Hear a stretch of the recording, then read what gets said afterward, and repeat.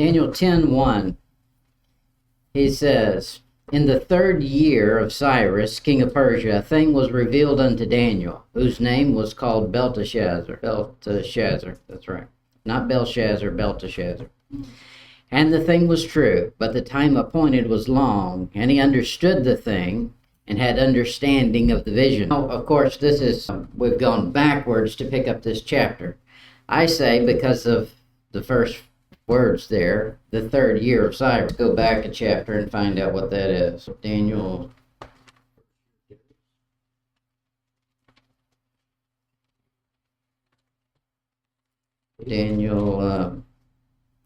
9. He says in the 1st year of Darius. So that's obviously before the 3rd year of Cyrus. But then chapter 10, the 3rd year of Cyrus. Chapter 11, in the 1st year of Darius.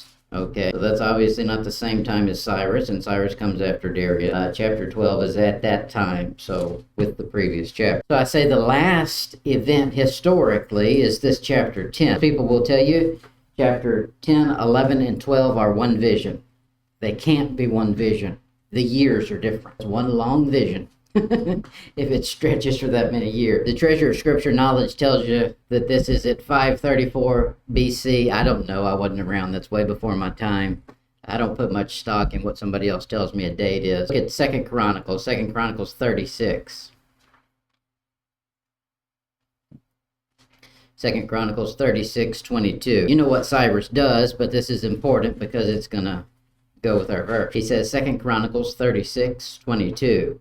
"Now in the 1st year of Cyrus, king of Persia, that the word of the Lord spoken by the mouth of Jeremiah might be accomplished, the Lord stirred up the spirit of Cyrus, king of Persia, that he made a proclamation throughout all his kingdom, and put it also in writing, saying, so forth, so on, get up and get out of here." Now we're in the 3rd year. Something obviously, this is kind of like when you read Genesis 1. In the beginning, God created the heaven and the earth. Oh, that sounds good, doesn't it?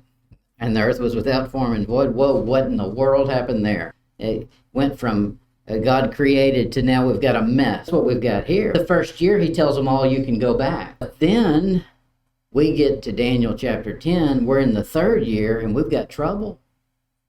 Because he's saying there's a problem, and he says it's going to be for a long time. The thing that everybody's been hoping for was their return and rebuilt of the city and the streets and laying the foundation and all that. So something has transpired that it came to a screeching halt. And Daniel's got to get a vision on this thing. Talk about being discouraged. Sitting there, and he's going through all of these years. He's just a young teenager when he comes over. Then he lives out all of these events, waiting for the 70 years. Chapter 9, he's been studying. He's got this thing figured out. 70 years, and they're going back. 70 years are up because Babylon is destroyed. How come we're not going back yet? And that's what they're all thinking.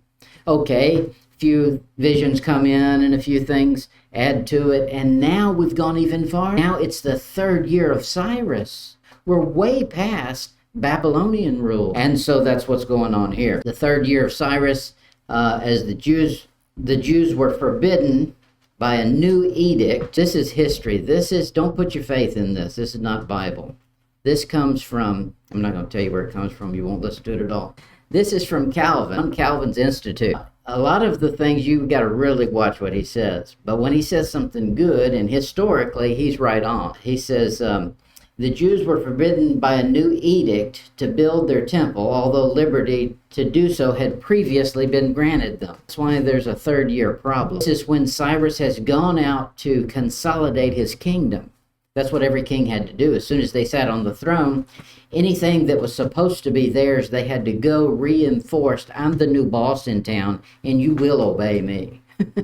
And he had to go from Israel proper all the way over to India to consolidate his kingdom. So in the time that he's off the throne, you know what happens. The people in Israel decide that, not Israelites, but in Judah, the land over there, they've decided, hey, we've enjoyed living here. I don't want to see a bunch of Jews moving back in this place, kind of like what's going on over there now. And always have. And so they stir up trouble. And so they write back to the king, and of course the king is out doing his business. And whoever the officials are probably getting their pockets padded. to say, y'all just hold up your roll on building that temple again. He says in our verse, a word was made known to him. He's getting information from God. God does this on purpose, both to test a man, and he didn't just come down there and say, he could have come down there and said, this is going to blow over in so many years and then everything's going to be, but he didn't. He made it complicated. It forces us to study and to focus on him. If we just had all the answers, then there would be without a struggle, you're not paying attention. In school, they should just give you all the answers and say, this is what you need to know, and go home. No test, because I just gave you all the answers. But no, they give you all the tests and study it. We're not going to tell you. When I was in school, they didn't tell you what was on the test. We're going to take a test over chapter 3, make sure you know it. I mean, that's all the warning we got. I guess nowadays they tell them the questions and the answers and see if they can remember it. We got it in Ezra 4. This is what happens that is causing a problem. Ezra 4, verse 1. When the adversaries of Judah and Benjamin heard that the children of the captivity builded the temple unto the Lord God of Israel, then they came to Zerubbabel and to the chief of the fathers, and said unto them, let us build with you, for we seek your God as you do. And we do sacrifice unto him since the days of Esarhaddon king of Ashur, which brought us up thither. Zerubbabel and Joshua, the rest of the children of the fathers of Israel, said unto them, ye have nothing to do with us to build an house unto our God. There's a difference, our God. But we ourselves together will build unto the Lord God of Israel, as King Cyrus, king of Persia, hath commanded us. Verse 4, page has run out. So verse 4, he says, then the people of the land weakened the hands of the people of Judah and troubled them in building, and hired counselors against them. So they've now turned it into a court system, counsel, to frustrate their purpose. All the days of Cyrus, king of Persia, even unto the reign of Darius, king of Persia.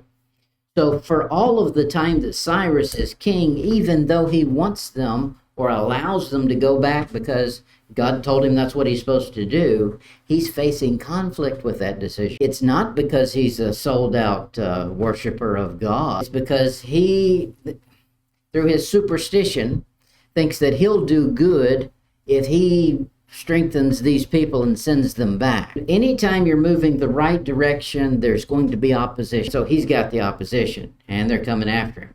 And we'll also see it in Daniel. There was no room for doubting his assertions, for he had been divinely instructed in events that should come to pass. God had made it known to him this was what he was intended to do with his life. Now imagine that. This is an odd spot. God picked Cyrus before he's born and says, I'm putting you on a mission. Kind of like he does with Jeremiah. Before you're even born, you're anointed. You're given a job.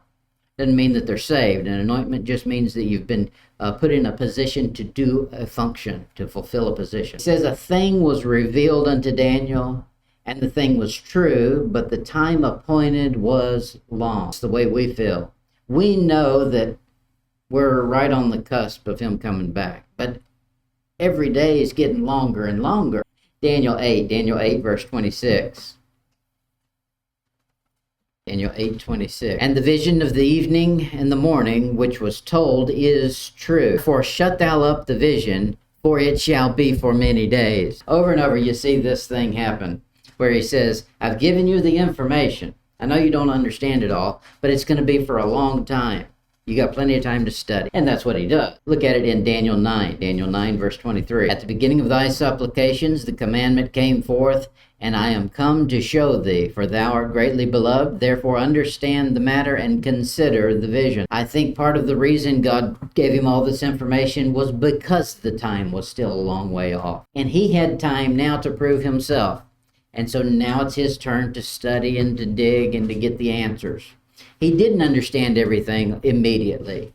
God forced him to work for it. Look at Daniel 8:27. He says, And I, Daniel, fainted and was sick certain days. Afterward I rose up and did the king's business, and I was astonished at the vision, but none understood it.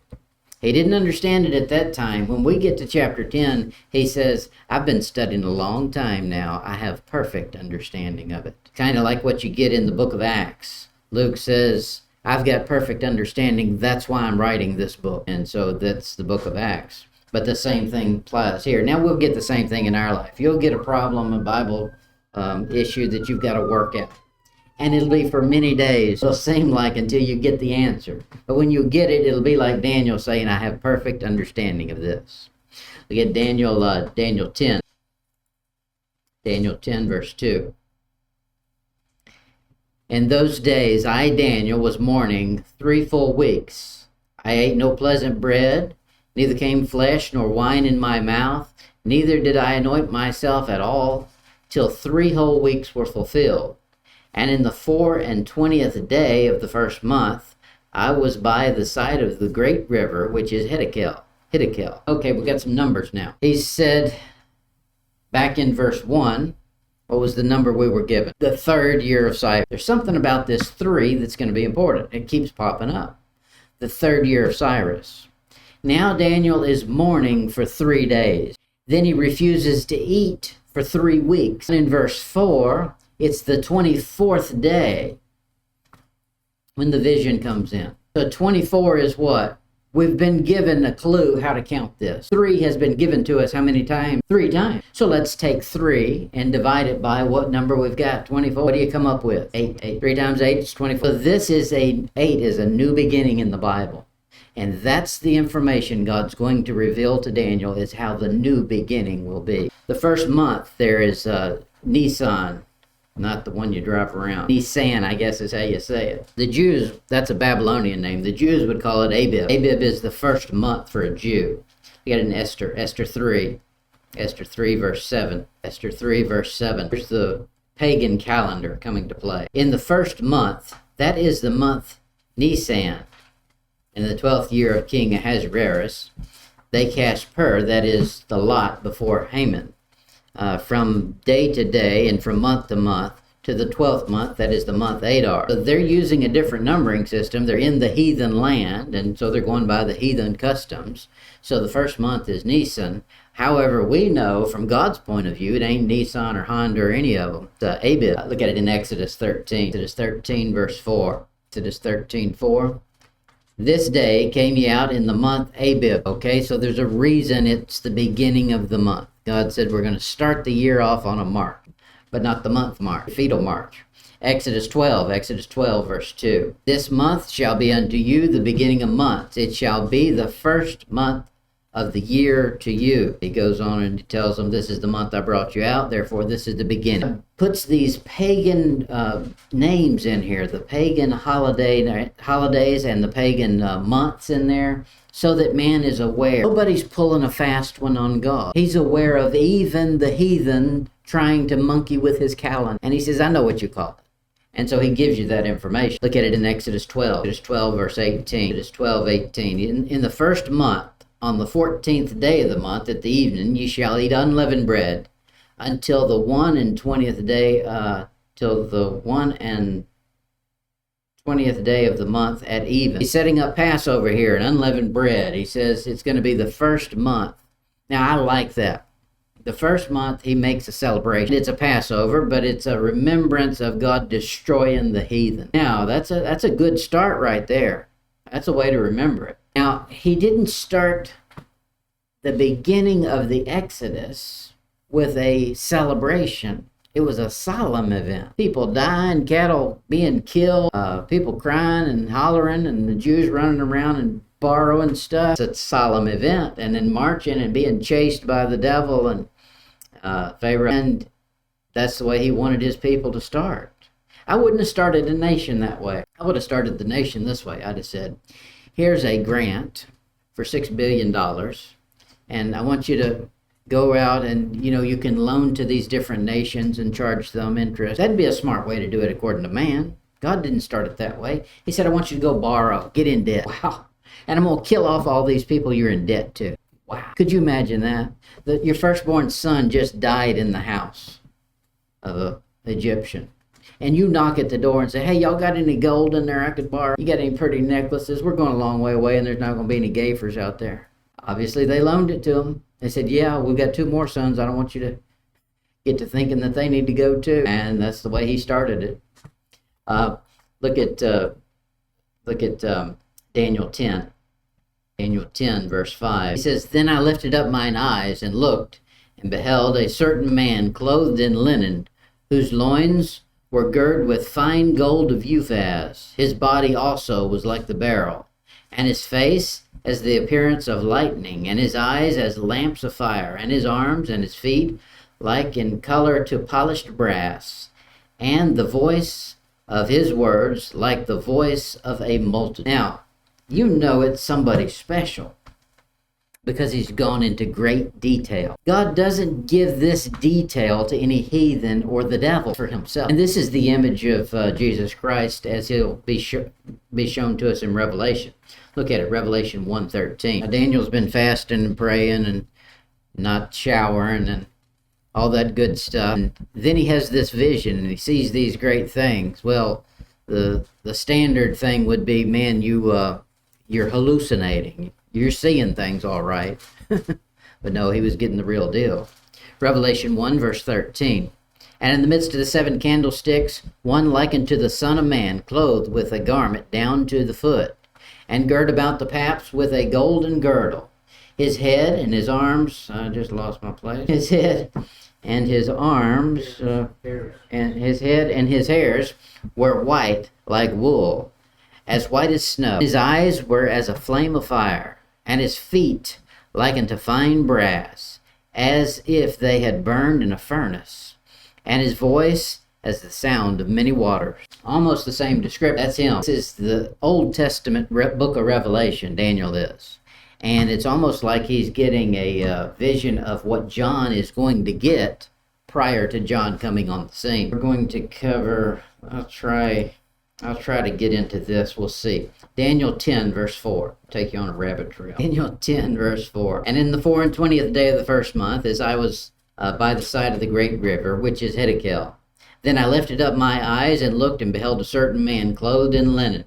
Now, linen is righteous. All the way through the Bible, it's a linen garment that is given as a reward for righteousness, or the priests have to wear linen to show that they're righteous and going to give righteous judgment. This is Genesis 2. It's river, Hiddekel. He's sitting here between the Tigris and the Euphrates. Genesis 2, verse 14. And the name of the 3rd river is Hiddekel. That is it which goeth toward the east of Assyria.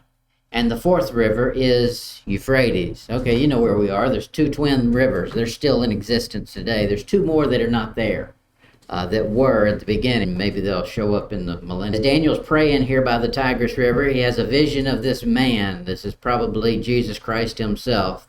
And that's that description we saw in Revelation and in Daniel.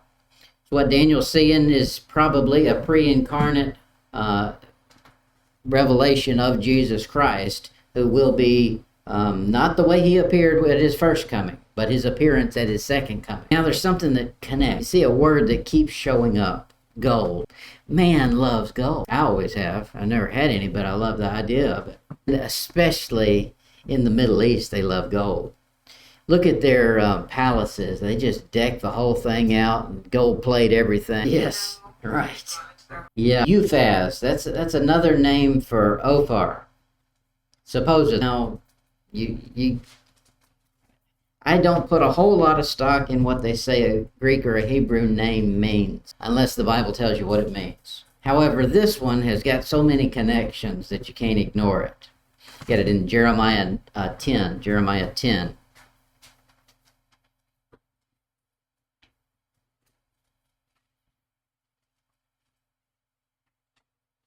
Jeremiah 10, verse 9. Silver spread into plates is brought from Tarshish, and gold from Uphaz, the work of the workman, and of the hands of the founder. Blue and purple is their clothing. They're all the work of cunning men. That is something you want that's valuable, is this gold, and it's from a specific place. He says it's up there around Assyria. The walls of the temple, you remember them? They're covered in gold as well. Get it, 1 Chronicles 29. 1 Chronicles 29, verse 3. Solomon says, moreover, because I have set my affection to the house of my God, I have of mine own proper gold, good, of gold and silver, which I have given to the house of my God, over and above all that I have prepared for the holy house, and 3,000 talents of gold, of the gold of Ophir. It's a special kind of gold. They're calling it out as a premium gold. And 7,000 talents refined silver to overlay the walls of the house withal. I'll take a house like that. Get it in John 2. John 2, verse 21. Now, you know what the temple is supposed to be a representation of. The temple is a representation of something real. What we're seeing is not the real. We're seeing a pattern. But here's the real. But he spake of the temple of his body. Jesus Christ is the real temple. And that one is a real deal. Look at it in Psalm 45. 45, verse 9. It says, the king's daughters were among thy honorable women. Upon thy right hand did stand the queen in gold of Ophir. Same place, the same name over and over. It's a special gold here. Look at it in Isaiah 13, verse 12. He says, I will make a man more precious than fine gold, even a man than the golden wedge of Ophir. That same place, that same gold. We're going to connect it back to creation in a minute. Genesis 10, verse 29. Ophir is originally, of course, like all of the cities and the things that you get. It goes back, if you run it back far enough, you'll find the man it was named after. Genesis 10, verse 29. And Ophir and Havilah and Jobab, all these were the sons of Joktan. So this first instance of Ophir is actually a son of Joktan. That's where it comes from. Look at Galatians 4, verse 26. Galatians 4, verse 26. I just realized I didn't give you the right reference on how this ends up. Genesis 4, verse 26. But Jerusalem, which is above, is free, which is the mother of us all. Galatians 4, verse 26. We'll find that in a minute. Yeah. It's a wild job. Revelation 21. Our home is Jerusalem, New Jerusalem. He says, Revelation 21, verse 18. But the fearful and unbelieving, the abominable and murderers, and whoremongers, and sorcerers, and idolaters, and all liars shall have their part in the lake which burneth with fire and brimstone, which is the second death. Okay, so quite a drastic change there in location.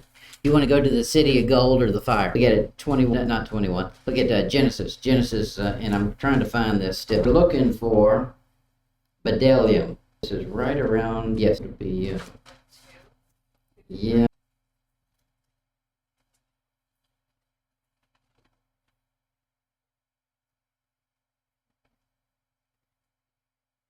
Okay. Yeah, okay. The same context here, that same place where Daniel is, remember the two rivers, and he's going to give you the two that are no longer there. Verse 11. The name of the first is Pison, that is it, which compasseth the whole land of Havilah, where is gold, and the gold of that land is good. There is bdellium and onyx stone. There's these stones. He says, of all these things that are valuable, they're located in this one spot, the Fertile Crescent there. And that's where he is. Now, I believe probably this is what he made man of, gold dust, to begin with. He says he formed man out of the dust of the ground, and he just told you that there's in that spot this special gold that's really very valuable. And that's what he makes man out of. And so man is, he says, David says, he remembers our frame. He remembers that we are but dust, probably the gold dust there. And you'll probably turn into what the Golden Globes or the Golden, whatever the award is they hand out, which is an image of a person in gold. They just instinctively know that's what we're supposed to worship, is if you could have a valuable man clothed in gold. And that's what we'll go back to, I believe. All right, we better stop it there, because I took you on one rabbit trail. We don't need, let's see. Yep. And we'll pick up at Daniel 10, verse 6 next week, and we'll get into the vision. She has been really good since she's come back, but I feel like She went on